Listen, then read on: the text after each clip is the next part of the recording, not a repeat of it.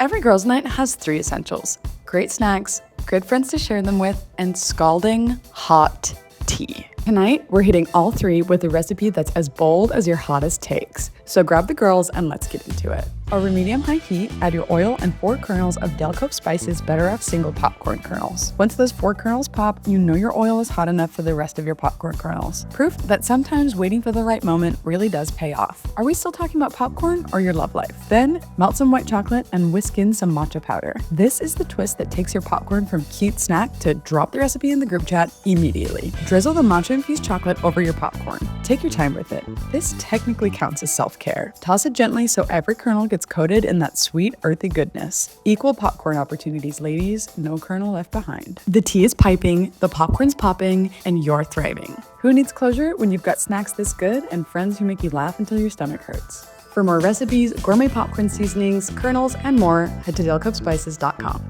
Because unlike your ex, we won't ghost you.